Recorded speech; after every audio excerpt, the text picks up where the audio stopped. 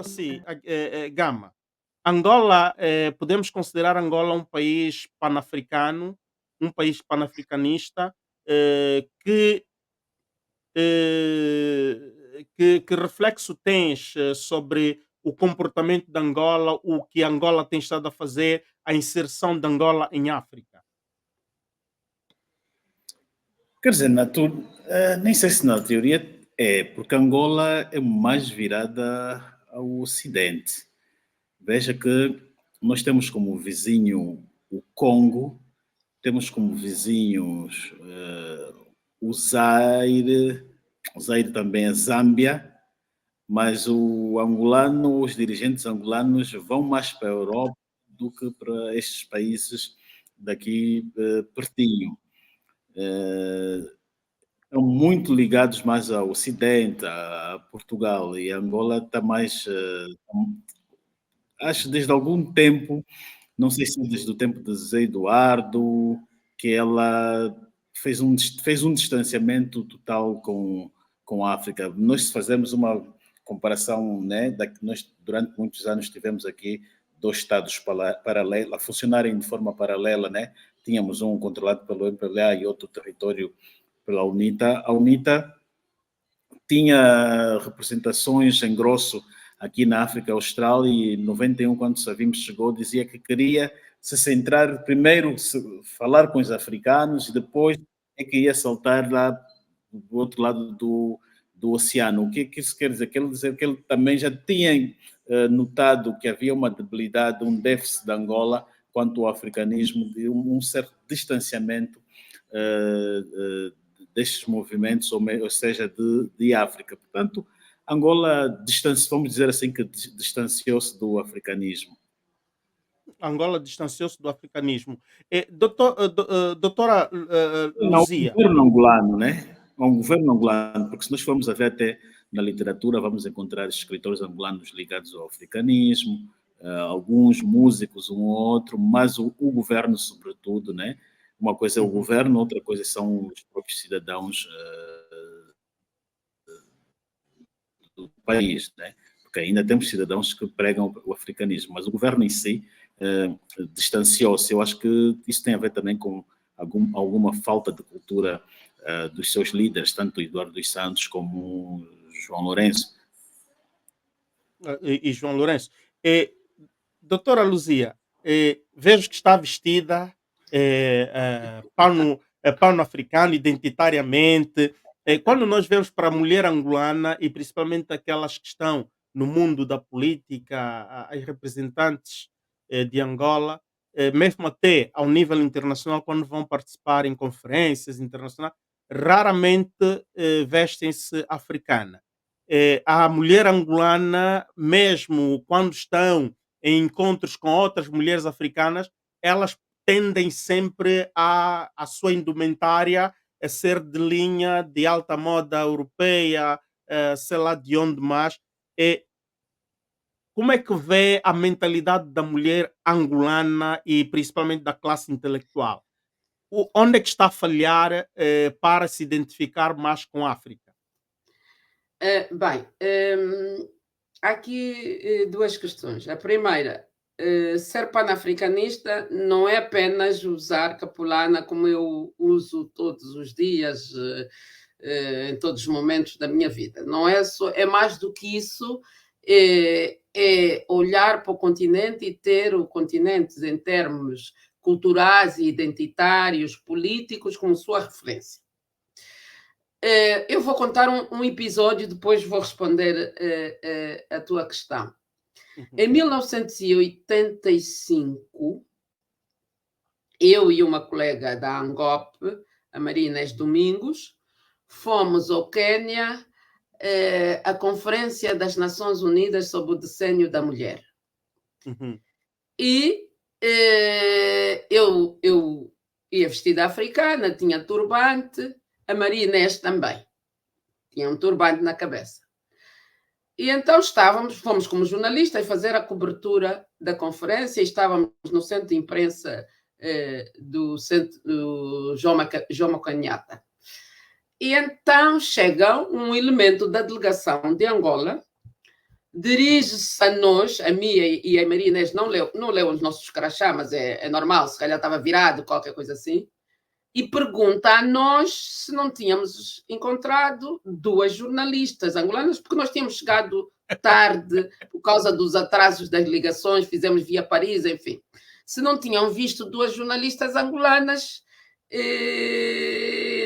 não disse os nomes, por acaso não disse nossos nomes. E nós respondemos, somos nós, respondemos em português. Porque ela disse, sou da delegação angolana e tal, da delegação estatal. E ela disse, mas não parecem. E eu, que nestas coisas a tampa salta-me, eu disse, não parece por quê? Está aqui o meu crachá. Vestidas assim não parecem. Era a delegação de mais alto nível que representava o Estado angolano. Ou seja, há um processo, eu estou a contar esse episódio, é de 1985. 85.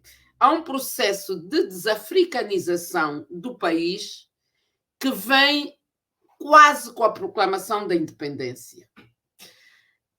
Eu sou de Catete, cresci em Luanda, e eu lembro-me muito bem, estudei em Luanda, fiz todo o meu ensino primário e secundário em Luanda, e lembro-me muito bem de cruzar nas ruas de Luanda todos os dias, porque eu tinha que ir à escola e voltar a casa. Eu morava no Moceco do Zangado. Eu lembro-me muito bem de cruzar nas ruas todos os dias com pessoas, mulheres, homens, adultos, menos adultos, a conversarem em quimbundo. Sim, era o cotidiano. Com a independência, isso desapareceu. Uma pessoa vai a Luanda e não cruza com ninguém na rua a conversar em quimbundo. Ninguém. É raríssimo. 2, as nossas línguas, na Constituição, têm um estatuto de subalternidade em relação à língua portuguesa. Quem diz as nossas línguas diz outros aspectos da nossa cultura que são subalternizados em relação à cultura de matriz portuguesa. Por isso, no livro, tem um texto que se chama Desafricanização de Angola. E esse texto eu escrevo a partir de um episódio que aconteceu numa das clínicas da Indiama, creio que na província do Zaire ou do Ige, eu já não conheço de cor o texto, em que os pacientes estavam proibidos, saiu uma circular a proibir os pacientes angolanos de conversarem com os médicos, não importa se angolanos ou não, em Kikongo, noutra língua que não fosse português. Um documento de uma empresa estatal angolana a proibir os angolanos de serem angolanos. Isto era na província do Zaire, município do Soio. Exatamente. Outra questão. As escolas em Angola proíbem as crianças e jovens pretos de serem pretos. Porque não há nada que mais define a identidade étnico-racial de alguém do que o cabelo. Sim, o cabelo de um jovem preto e o cabelo de um jovem branco é diferente. Mesmo que tenham outros traços parecidos, mas o cabelo é diferente. Quando se proíbe um jovem de usar o seu cabelo, mas entretanto, ou tranças, ou usar tranças, que é outro símbolo da cultura africana. Mas não se proíbe, por exemplo, usar perucas, estas coisas não estão proibidas, porque a peruca representa um cabelo que não é o cabelo dos pretos. Os pretos não têm aquele cabelo da peruca. Nós estamos a desafricanizar as pessoas. E desafricanizar é uma forma de violência atroz. É uma atrocidade contra alguém. Dizer a alguém, tu és preto, mas tu tens que te comportar como fisicamente ou em termos de indumentária como se tu fosses branco. Tu não pode, porque eles não proíbem as crianças ou jovens brancos e uhum. mulatos de terem muito cabelo. As crianças negras têm que ter cabeça completamente rapada para não aparecer o seu cabelo. Isto é desafricanização, sobretudo quando há o silêncio do poder político. As escolas adotam esses comportamentos, essas atitudes, e o poder político não reage. Por E, isso, e, e não como é que se é pode normal. salvar? E como é que se pode salvar esta situação? Como é que podemos conseguir salvar a nossa africanidade, a nossa identidade e desenvolver, superar, não é? Levar a nossa africanidade à hegemonia. O que é que se A deve fazer primeira, nesse caso? nós temos muito problema, mas um dos problemas centrais que nós temos em Angola Uhum. é a liberdade. Por isso, esse livro está sentado na liberdade. Nós precisamos primeiro de libertar o país. Nós precisamos de libertar o país desse endocolonialismo, que é um dos temas do livro, desse endocolonialismo que nos oprime. Porque essa opressão não é só política, ela é também cultural, tal como no colonialismo também era. A dominação, a subjugação de um povo faz-se de forma política, cultural, económica, é feita de várias formas. E no nosso caso, há também essa subjugação, essa opressão cultural. E então, nós precisamos de libertar o país. E isto torna-se cada vez mais urgente, não por eu ter sido perseguida, eu sou apenas uma cidadã, mas isso é geral. Ainda hoje, há bocado, eu estava a ler um relatório do Movimento Cívico Mudei, um relatório datado de hoje, que fala em 260 novos presos políticos. Não há democracia com presos políticos, não 200 e, tenhamos ilusões. doutora, 200 e 60 novos presos políticos. É um relatório novo que saiu hoje, compilado pelo Movimento Cívico Mudei, uhum. entre os quais uma dessas pessoas que foi presa política acabou de morrer lá no quadro dessa prisão política. Por isso, nós não podemos ter ilusão de que estamos num regime mais ou menos, ou quase, ou porque estamos numa democracia em construção. Eu costumo dizer, citando uma figura da América do Sul, que a democracia é como a gravidez.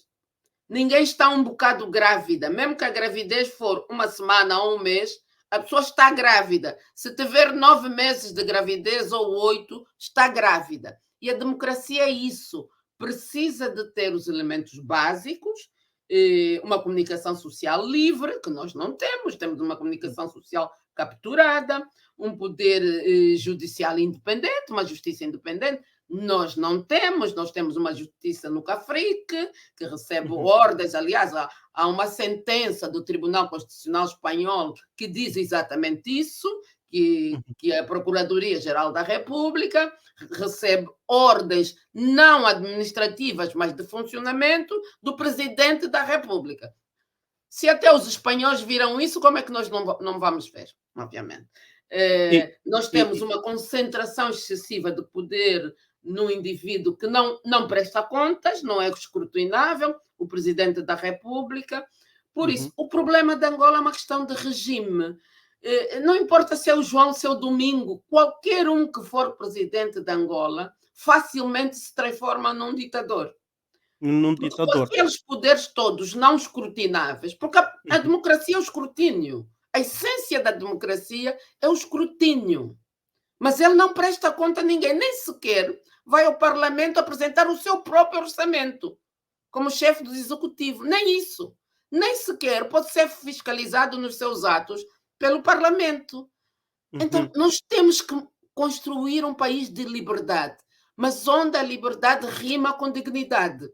Porque a miséria é uma forma de opressão. A Muito miséria é opressão. É uma forma de oprimir um povo a deixá-lo na miséria. E não vamos falar em liberdade onde há miséria. onde há miséria. Doutora Luísa, estamos a falar de panafricanismo, sendo uma mulher dedicada na, no desenvolvimento ou para o desenvolvimento da mulher africana, eu gostaria de ouvir um pouco eh, seu comentário sobre dois nomes africanos, de africanas que escolhi. Eh, Primeiro, a Graça Machel, que escreve o prefácio do seu livro que está a ser publicado daqui a dias. E o outro nome que escolhi é aquela de Chamamanda Adichie, uma escritora famosíssima africana da Nigéria. O que é que tem a dizer sobre estas mulheres, as suas mensagens e o impacto que elas têm estado a criar, tanto faz em África e no mundo? Bem, eu sou suspeita porque sou fã de uma e sou de outra também, e sou amiga da Graça. Eu costumo dizer que eu quero envelhecer como a Graça Machel. Com uma noção tão. O prefácio que ela escreve ao meu livro é belíssimo, belíssimo mesmo. As pessoas que, mesmo que não queiram comprar o livro por mim, mas comprem pelo prefácio da Graça e a capa da Dília, que é maravilhoso. Um grito pela liberdade maravilhoso. A Graça está numa fase da vida em que as preocupações dela estão centradas na liberdade e na dignidade dos povos. E é isso que é ser panafricanista. Ela hoje é uma referência do continente, uma filha do continente, sempre foi, mas hoje mais, sobretudo depois que casou com Mandela.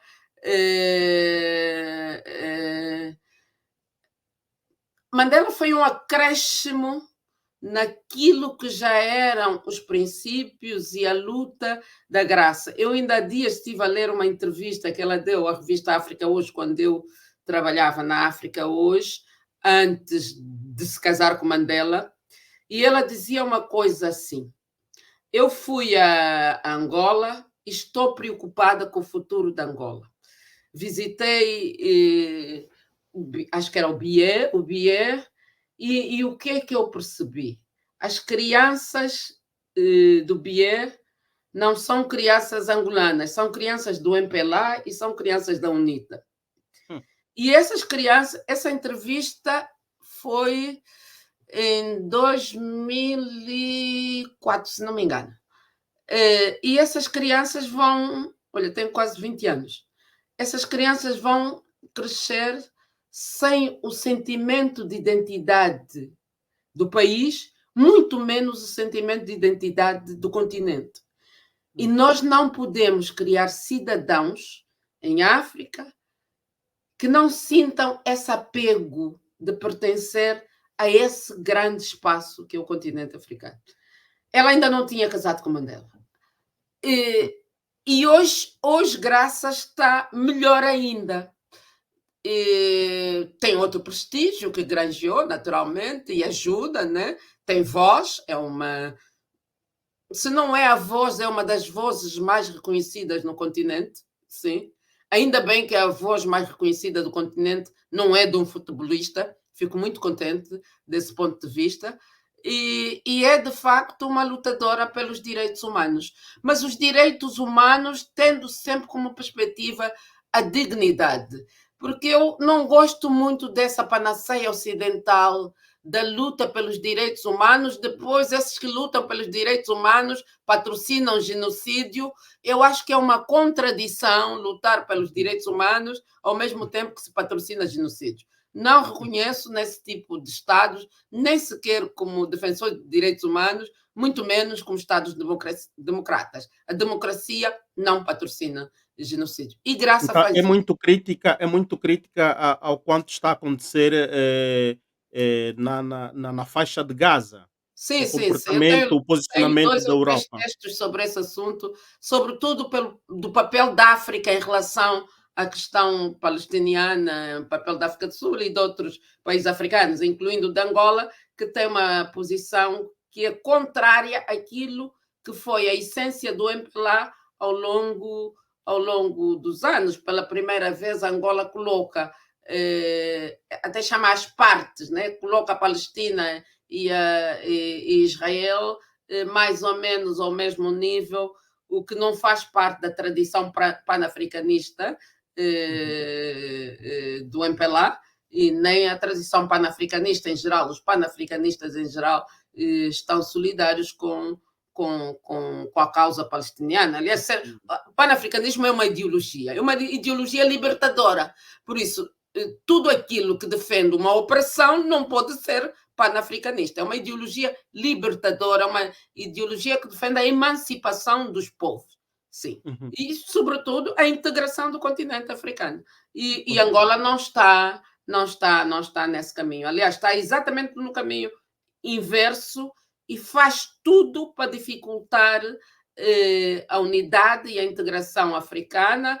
Eu tenho um texto no livro, daqui a bocado vou contar o livro todo, que se chama Orgulhosamente Sois, que quer dizer que Angola está sozinha em muitas questões do continente, está sozinha na África Austral, está sozinha na CEEAC, na SADC, está sozinha na CEEAC, a organização, a Comunidade Económica da África Central, e está sozinha no cômputo geral, saiu da OPEP, também ficou sozinha onde a África estava em maioria, a maioria dos países da OPEP, não necessariamente os mais importantes, mas a maioria era africana. Com a saída de Angola, a África deixou de ser maioria.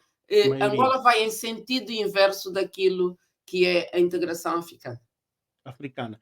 Caros amigos, estamos aqui nesta conversa com a doutora Luzia Muniz, que é a nossa special guest hoje. O nosso amigo Gama ausentou-se para um instante, estará já aqui de volta, mas eu quero pedir a todos vocês de deixarem já os vossos likes e partilhem, porque ainda temos um outro bloco por explorar e estamos para concluir essa sobre o panafricanismo. Portanto, peço a todos vocês de colocarem os vossos likes, de deixarem algumas das vossas impressões de como está a ser esta conversa com a doutora Luzia. Por exemplo, vejo aqui... Deixa-me falar da Chimamanda, que acabei por não falar da Chimamanda. Ok. A Chimamanda é uma das minhas autoras referência no continente. Aliás, eu acho que eu tenho um livro dela ali na estante, vê-se, que é uma feminista assumidíssima, eu também sou, e é uma diaspórica que se assume como panafricanista, e é uma panafricanista. E é interessante que eu diria que quando nós somos diaspóricos, temos uma visão, porque temos algum distanciamento em relação à casa, construímos uma visão diferente do continente daquela que temos quando estamos lá dentro. Talvez porque, estando lá dentro, estamos muito absorvidos com o dia a dia das dificuldades, né? Que às vezes nos impedem de olhar com olhos de ver, com algum poder analítico sobre o que se passa. E a Chimamanda é isso. A obra dela toda está centrada nisso. E está centrada numa coisa fundamental. Ela é crítica da África, mas é crítica também desses paternalismos ocidentais. De tal forma que ela tem numa das suas obras, que eu já não me lembro qual delas, a denúncia do princípio da narrativa única, que é o que o Ocidente tenta fazer conosco, impor-nos um sentido único para viver. A narrativa é essa, tem que ser essa e não se pode ir para outro caminho. E lembro-me de ouvir a Chimamanda denunciar isso em fóruns internacionais, na Suécia, na Noruega, no próprio Estados Unidos, onde ela vive onde tem uma parte da sua vida do dia a dia. E então a Chimamanda é essa referência de mulher africana que devia ser seguida, sobretudo pela geração mais nova, porque os outros quase já estão perdidos, né? Já não deve-se esperar muito, mas as jovens mulheres deviam inspirar-se, deviam ler muito Chimamanda, muito mesmo. Ela faz parte de planos de leitura de muitos países africanos, por exemplo, ela faz parte dos planos de leitura dos Estados Unidos. É uma referência, os miúdos estudam Chimamanda. E eu tenho pena e em Portugal também há um texto dela, O Sol Amarelo, que faz parte do plano de leitura do ensino secundário, não secundário, ali o intermédio do meio, ensino 1, 2, 3, básico, número 3, esse tem designação assim, dessa forma. Por isso eu tenho pena que países como Angola não estudem essas referências africanas, porque o panafricanismo não nasce da árvore, não nasce, é preciso plantar, e o meu não nasceu da árvore. Eu tive a felicidade, uma das coisas belíssimas mesmo, entre outras, que Agostinho Neto fez a seguir a independência foi a reforma do ensino. A reforma do ensino. E eu estudei na escola, estudei Amílcar Cabral, estudei aquele belíssimo texto Resistência Cultural, até saiu num dos meus exames de Cabral, estudei outros. Eu estudei Alda do Espírito Santo, eu estudei Luís Bernardo Anuana, Nós Matamos o Cão Tinhoso, era obrigatório. Estudei outros, Noémia de Souza, estudei outras referências da literatura africana na escola. Ok. Então, se nós não fazemos isso, é muito fácil ficarmos desafricanizados. Portanto, propões que proposta trazes, por exemplo, para o nosso sistema de ensino, de base, talvez, textos africanos? Quais tu poderias sugerir para o nosso sistema? Por exemplo, estes textos de que falei, para além de autores angolanos, obviamente, é preciso. Eu também estudei António Jacinto, Agostinho Neto, Aldar Lara, Diolinda Rodrigues, também estudei autores angolanos, mas eu sublinhei esses autores africanos, estudei em Kwame Nkrumah, dei Kwame Nkrumah na escola, sim, mas nós deixamos de fazer isso. Eu acho que até a própria história da África, a própria história de Angola é muito mal dada, porque nós continuamos a ter como bitola de referência dos estudos a partir do colonialismo, a partir da chegada do Diogo Cão. Eu costumo dizer, meio a brincar, mas um bocadinho a sério, só um cão é que chega a um sítio, encontra gente e sistemas políticos e diz descobrir. Sim, só.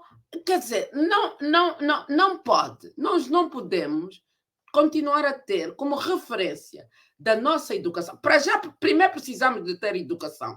Sim, que é uma coisa que não temos. Um país que tem 4 milhões de crianças sem escola é um país falhado. Completamente. Porque é um país sem presente e sem futuro. Sem futuro.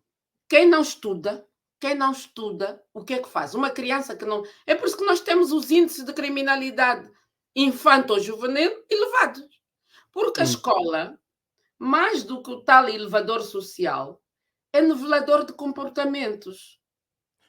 A escola é uma forma de combate à criminalidade. A escola é uma forma de combater a pobreza. E o nosso sistema está fragilizado, não transmite esses valores. Não transmite esses valores porque o poder político não definiu a educação como uma prioridade. Como prioridade. A prioridade é o enriquecimento de uma meia dúzia, a manutenção no poder, porque nem sequer há um projeto de nação. Qualquer projeto de nação sério para Angola tem que começar pela educação. Não há um projeto, não há uma ideia de país. Eu tenho pena, mas eu não vejo uma ideia consistente de país. É uns remendos para enganar aqui e ali. Se perguntarem a um político angolano qual é o programa que têm para ter as crianças angolanas na escola, para acabarmos com esse escândalo que é o país ter mais de 4 milhões de crianças sem escola? Não é nenhum. E um país sério não pode ter como ministra da Educação uma senhora que é dona de 11 de colégio. Bastava ser dona de um colégio, porque vai legislar a seu favor. A legislação é feita já pensando nos seus interesses. Não vai defender os interesses das crianças pobres que não têm escola, mas vai defender o interesse corporativista, que é o interesse dos detentores dos colégios. Dos colégios. Nós temos coisas gravíssimas. Doutora E Luísa, isto, Luzia, noutro país como Moçambique, não acontece. doutora Luzia, voltando um pouco no início da nossa conversa aqui, eh, eh, eh, trouxe uma informação muito importante para todos nós, que é aquela de que fizeste parte do coro que cantou o hino no momento da proclamação da nossa independência. Acreditamos que para estar no coro e fez parte também dos alicerces da Angola que estava a nascer. eh, Qual é o momento em que tu, desculpa lhe tratar de tu, Não, não, à vontade, à vontade. ok, obrigado. Qual é o momento em que despertou em si que não é esta a Angola em que eu participei a proclamar? Não é esta Angola que todos nós sonhamos quando proclamamos. Qual era este momento em que isto despertou em si? Bem, eu diria que fui crescendo e apreciando o panorama, já ainda no tempo de José Eduardo Santos, ainda no tempo de José Eduardo Santos, porque eu ainda estive enquadrada aqui na organização, na OMA, aqui em Portugal, mas fui percebendo que, e bati com a porta, na OMA, no partido, bati com a porta, escrevi uma carta a renunciar, porque fui percebendo que a minha voz não era ouvida. Eu acreditei que podia ajudar a mudar as coisas por dentro. Uhum. Porque eu acreditei que há uma nova geração que ia se preocupar com isso, tal como eu me preocupava, eu não achava que eu era a única pessoa a perceber isso. E eu Uhum. achava que os outros que também percebiam também iriam tentar fazer isso. Mas quando Uhum. eu percebi que não, então bati com a porta e fui-me embora, pronto. Ok. Eh, Porque, sim, porque. Pode concluir, desculpa. porque mais do que. E também percebi que eu não tenho feitio para uma coisa que é fundamental para quem quer ser militante de um partido, que é a Uhum. disciplina partidária. Porque eu gosto da liberdade de pensamento. E sobretudo, a sociologia deu-me isso. A Uhum. sociologia deu-me isso. Mais do que os conhecimentos, deu-me esse pensar fora da caixa. Uhum. Uhum. Uhum. Eh, e eu tenho a minha própria trajetória política já é de quem, de certa forma, tinha uma rebeldia em termos de pensamento. E então tudo isso junto fazem a pessoa que eu sou hoje. Mas vivo muito amargurada com Angola, muito triste com Angola, enfim. Para fechar este capítulo, eu queria lhe pedir eh, que conselho, que conselho deixa a esta juventude angolana com sede de ver melhorias no seu país, com sede de ver uma Angola diferente, uma Angola à medida do povo angolano. Não digo do povo angolano, porque aqui estaria a cometer um grande erro, mas uma Angola à medida que os angolanos merecem. Que mensagem deixas, que conselho deixas a essa juventude que está aí a marchar e está a trazer o seu contributo para melhorar Angola? Olha, como estamos no centenário de Cabral, eu vou usar uma expressão mesmo de Amílcar Cabral: unidade e luta. unidade para lutar pelos direitos de ser angolano. Mesmo que nos tratem por lusos qualquer coisa, não tenhamos medo de lutar pela nossa pátria e tenhamos consciência que a nossa luta é pela cidadania, é pelos direitos dos angolanos, que contrapõe com a luta deles, que é por abocanhar os recursos que são de todos. E isso faz toda a diferença. Toda a diferença. É Toda a diferença. preciso lutar, mas é preciso unidade para essa luta. Se cada um fizer do seu lado, e é preciso apoiarmos uns aos outros, quando um for atacado, usar aquele princípio Ubuntu, significa que todos nós fomos atacados. Todos nós fomos atacados. Doutora, fechando este bloco, vamos ler alguns dos comentários, o que é que os internautas estão a comentar sobre si, sobre a nossa conversa, e também já temos aqui alguém que telefonou e queria trazer alguns subsídios. Não sei se tem alguma pergunta a fazer à doutora. Muito boa noite, estou a falar com Adriano. Adriano, muito boa noite. Boa noite, Álvaro. E já agora, um especial abraço, um beijo à doutora Luísa Muniz. Doutora Luísa, eu estou Luzia, doutora impressionado. Luzia. Doutora Luzia, pois, doutora Luzia Muniz. Doutora Luzia, eu estou impressionado com tudo que já ouvi. Eu vivi em Portugal, ou melhor, ainda tenho residência em Portugal, e por acaso já acompanhei alguns dos teus trabalhos, das falas e tudo mais, mas confesso que dá um tempo para cá ando um bocadinho distraído, porque estou a viver neste momento em Londres. Mas neste caso, parabenizá-la, agradecer a Deus por esta recompensa, por uma dessas recompensas que também deu da Angola, que é a doutora Luzia Muniz. E estou impressionado porque falou de tanta coisa importante, ou melhor, tudo importante, né?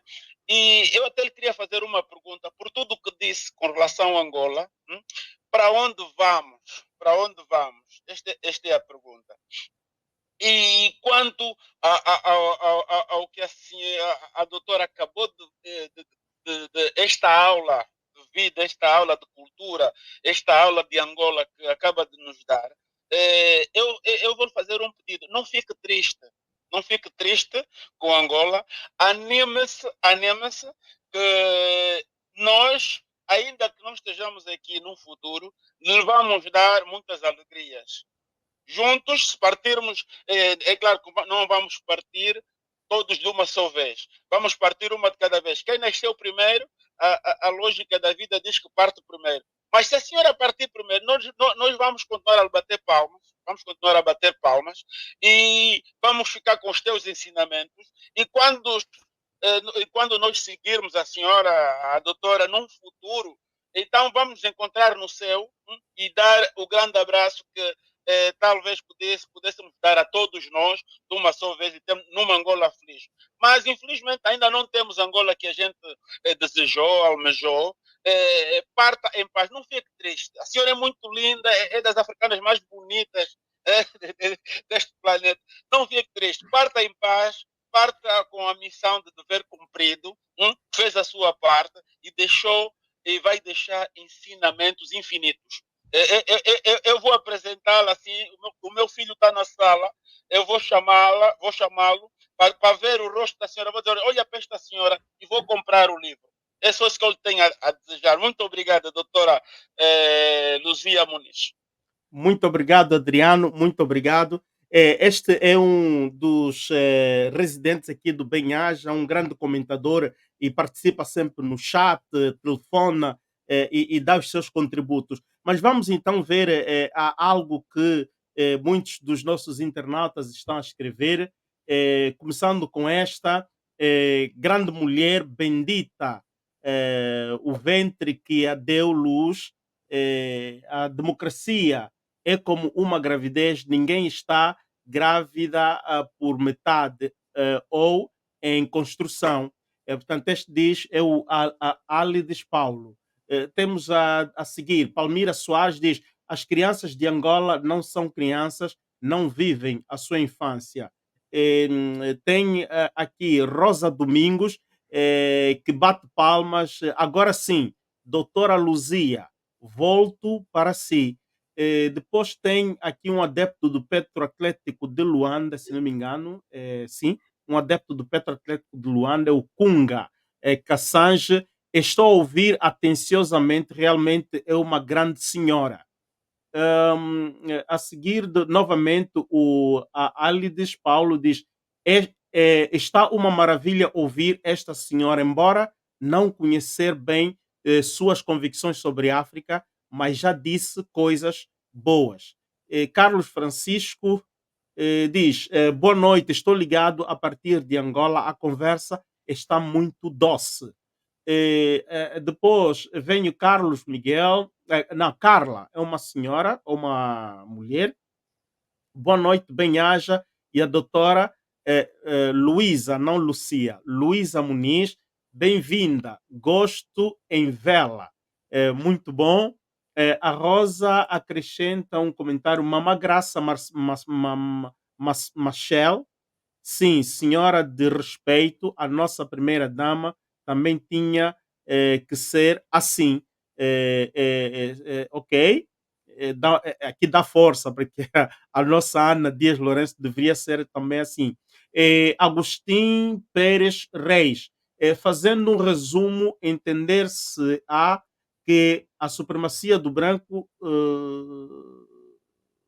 sobre o negro, e que o primeiro sempre cuida e sempre se cuida, e o segundo nada cuida e sempre se cuida. Ok, este era um comentário acima daquilo que foi dito. Adriano Almeida, por tudo que doou ao à nossa Angola, só tenho a dizer-lhe muito obrigado, senhora doutora Luísa Muniz.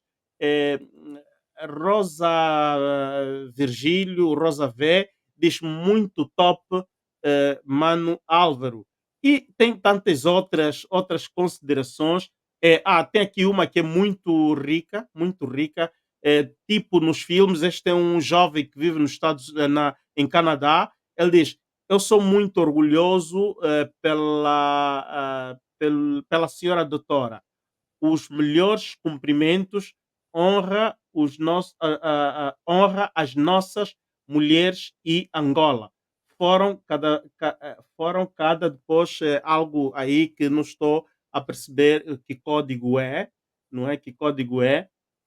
Lucia Santos diz: Luzia Muniz, orgulho de Angola. Portanto, doutora, são muitos cumprimentos aqui. Não sei se tinha mais alguma coisa. Ok, são muitos cumprimentos e isto é muito bom, isto é muito bom. Coloquem os vossos likes pela doutora Luzia. Coloquem os vossos likes pela doutora Luzia. Doutora Luzia, vamos Então, embarcar. deixa-me agradecer, antes de mais, estas palavras tão bonitas de todos. Bom, dá-me força para continuar no caminho. E dizer, há bocadinho um dos internautas diz que não percebeu bem o meu pensamento panafricanista, e eu vou resumir em poucas palavras, de forma simples, para se perceber, se calhar não, com tanta informação deve ter passado. Eu sou uma cidadã, para já identifico-me sempre como cidadã africana de Angola. A África vem primeiro, Angola vem depois. Eu tenho essa ideia de que não é possível a África avançar sem ser no quadro de uma integração. Mas eu acho que o continente corre o risco de ser recolonizado se não nos unirmos em termos de integração. E o que é integração? É verdade que eu não tenho a utopia de pensar que é possível agora construirmos os Estados Unidos da África, como defendiam Kwame Nkrumah e todo o grupo de Casablanca, quando da fundação da Organização de Unidade Africana, mas eu acho que é possível, pelo caminho econômico, existe um acordo nesse sentido da zona de comércio livre em África, mas ele não está a ser implementado e creio que está a ser sabotado pelos anti-integração. No continente africano nós sempre tivemos esse problema, há os pró e os anti-integração. Mas nós não nos safamos sem a integração, que é a partir, por exemplo, da economia, já que não vamos fazer politicamente, a partir da economia, unirmos os países africanos. E quando eu falo economia, estou a pensar na ciência, estou a pensar na cultura, estou a pensar no conhecimento, porque nós temos muito mais coisas que nos unem do que coisas que nos separam, nós em África. E o que nos separa, grosso modo, é plantado pelo Ocidente, até em termos gastronômicos. Eu vou dar um exemplo que eu dou sempre este exemplo. Quando nós falamos de Moamba de Jinguba, ou de caril de amendoim, ou caldo de mancarra, nós estamos a falar da mesma comida em Angola, em Moçambique e na Guiné-Bissau. Ou no Senegal. Nós estamos a falar da mesma comida. Nós estamos a falar apenas de geografias diferentes.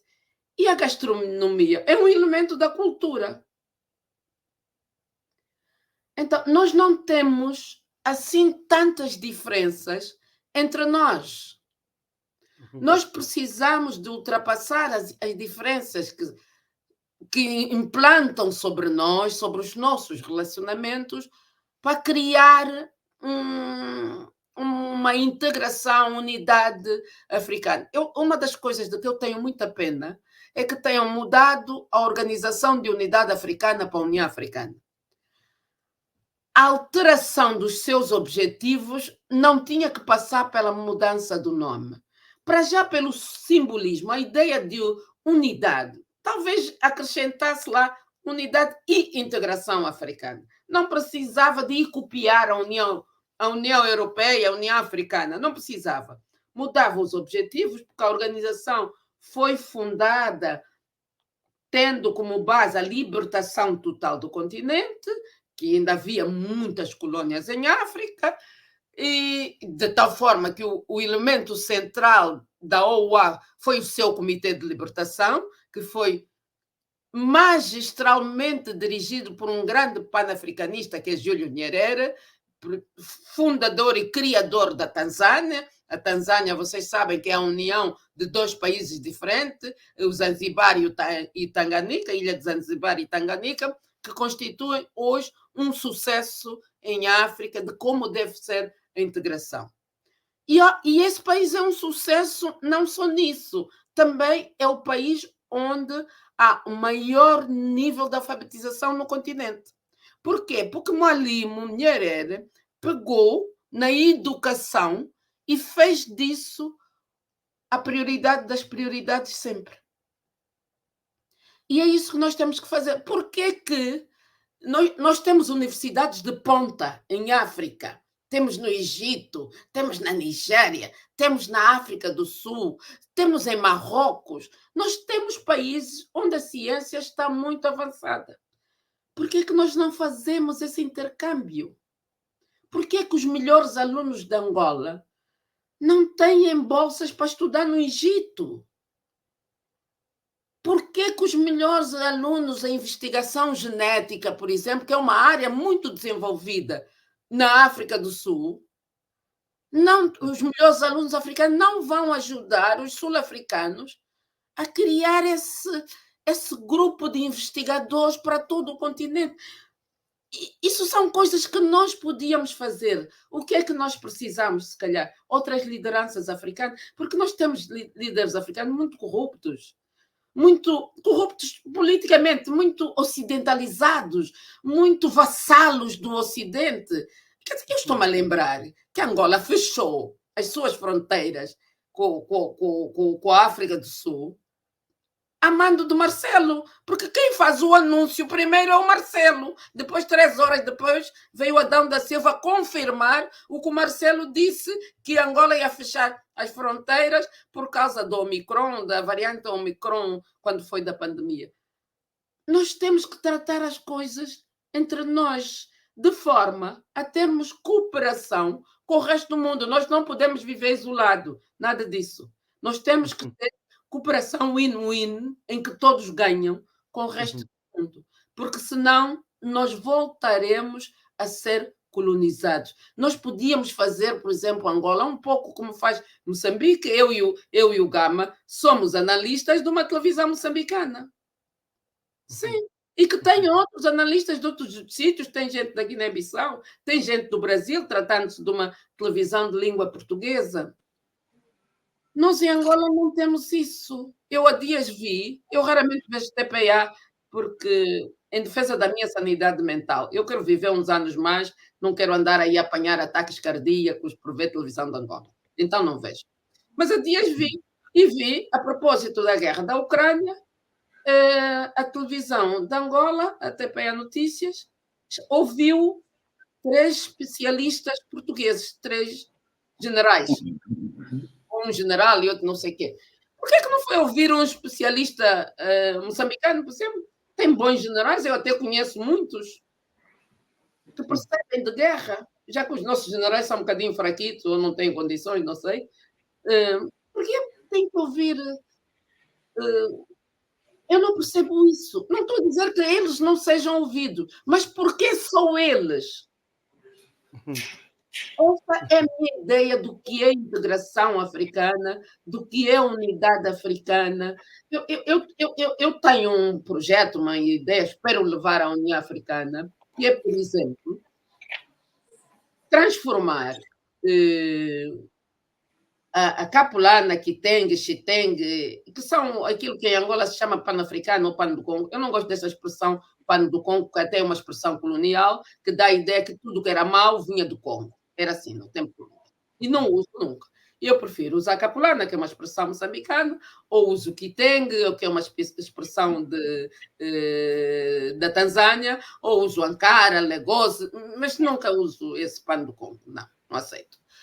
Que é transformar a Capulana em património econômico da África.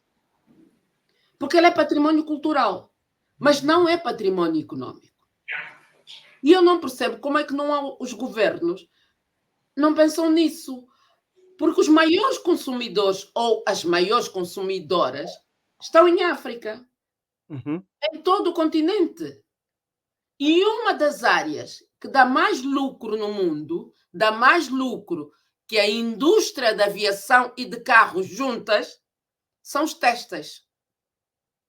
São os testes.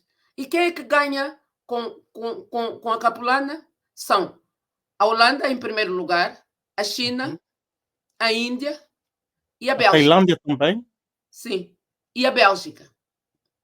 Esses são, e a França, obviamente, esses são os que lucram com aquilo que eu uso. Eu, há uns tempos a essa parte, que não compro capulanas que não sejam fabricadas em África. Aliás, eu sou Yeah. embaixadora de uma empresa de capulana, da capulana moçambicana. Eu sou embaixadora da capulana moçambicana, estive agora em Moçambique, e foi-me outorgado esse título, e eu faço questão de usar aquilo que é produção nacional. Nacional para mim significa africano. Qualquer coisa que é africano para mim é nacional. Esta coisa de Angola, um retângulo tão pequeno, mandar mais que o continente todo, nunca concordei. Pronto. O- o- Mas nós precisamos de fazer isso em África e não fazemos. Ok, ok. Doutora Luzia, deu-nos muita vontade mesmo, deu-nos muito sabor e gostaríamos de lhe convidar mais vezes. Esperemos que aceite os nossos futuros convites, porque de África nós precisamos lhe ouvir muito, porque este é o nosso foco aqui, o Bem-Aja, construir gigantes e trazer a África no centro das nossas atenções.